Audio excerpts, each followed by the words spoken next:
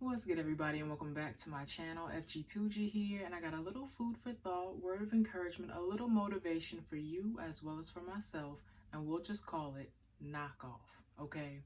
So for the sake of being on the same page, let's talk about some definitions, all right?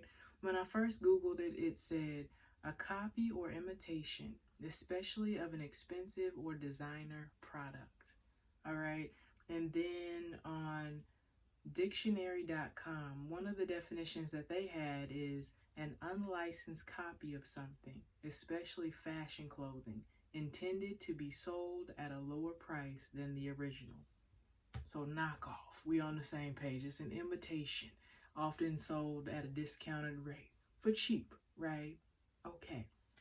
Anyways, I don't know what decade, time period you grew up in, but I grew up in the 90s for the most part. If you grew up in the 90s, wave at me. You know what I'm saying? How you doing? I see you. I see you.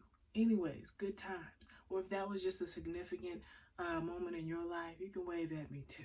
Okay? Anyways, one of my most fondest memories is watching sitcoms from that decade.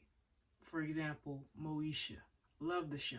Okay, now I'm paraphrasing, it's been a long time since I watched it, but I'm pretty sure that there was one episode where Dorian basically went on this shopping spree. He had bags, all the latest, well, he had all the gear, looking cool, accessories and things. And I think Frank may have come in there. I'm like, basically like, Dorian, where do you get the money to get all this stuff? And he's like, hey, listen, it's cool. I got it at a discounted rate, because it was knockoffs. Now, on top surface, it looked the part. It was nice, vibrant colors, the design may have been very similar or pretty much on point. But upon further inspection, you looked and you realized, okay, that's not spelled right. There's a letter missing or just it's different. Okay, yeah, that's not the same. But again, on top surface, quick glance, it's like, oh, that's nice. But that's what a knockoff is intended to do. It's supposed to be an incredible simulation. It's supposed to be persuasive at first glance. And that's if you are not in tune with what the original is supposed to be. If you're not in the know of what it feels like, what it looks like, where the threads, the stitching, the interior, the exterior, you might be fooled.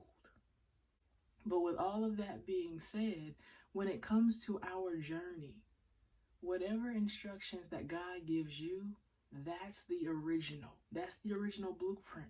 So anything that anybody else says to you, any information that they give to you, you always need to line it up. Go detail for detail. Compare it to the original. Because if the details are not all in place, it very well might be a knockoff. And you should always go with the original. Just a little food for thought. Peace.